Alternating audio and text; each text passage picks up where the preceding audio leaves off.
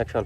আপনাদেরকে আমি একটা জিনিস দেখাবো যে এই নদী ভরাট থাকলে এই নৌকার কদর থাকে, আর যখন নৌকা শুকিয়ে যায় তখন এটার মান কিন্তু একদম কমে যায়। তো দেখেন এই অবস্থাটা, সেটা হলো তো আমাদের এই জায়গায়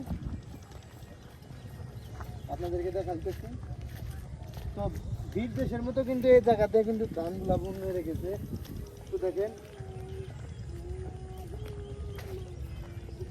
এই এই শ্যালো নৌকাটা যখন এই দিকটা পানি ভরাট হয়ে যাবে তখন এটার কিন্তু অনেক কদর হয়ে যাবে।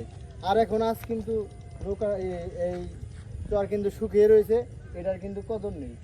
তাই আমরা মানুষ যারা যারা আছি তারা কিন্তু সময় হলে কদর হয়, আর সময় ফুরিয়ে গেলে তাকে লাথি মেরে ফেলায় দেওয়া হয়।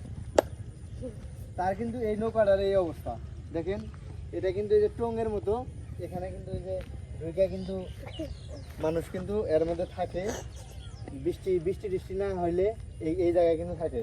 তো আপনারা দেখতে পাচ্ছেন এই যে এটা কিন্তু সই এইভাবে কিন্তু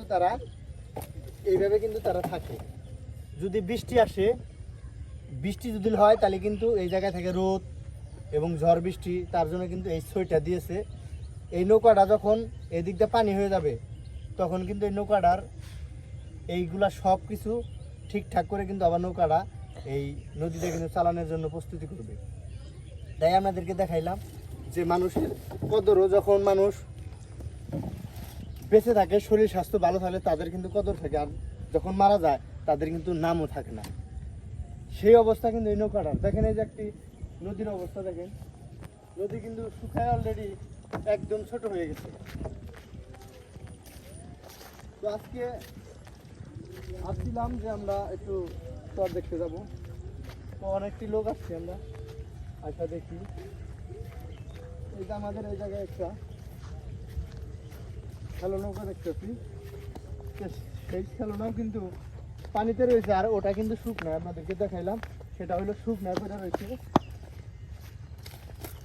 দেখেন আমি এই নৌকাটা উঠবো, ওইটা দেখাইতেছি আপনাদেরকে। তো অনেক সুন্দর কিন্তু এই নৌকাটা, ভালো লাগছে।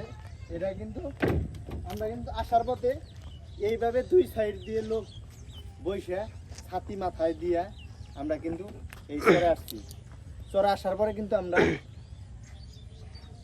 বাড়িতে আসলাম, বাড়িতে এসে ঘুরতেছি। তো আমাদের এই কৃষকদের সাথে একটু কথাবার্তা বলতেছি, অনেক কিছু দেখতেছি, অনেক ভালো লাগতেছে।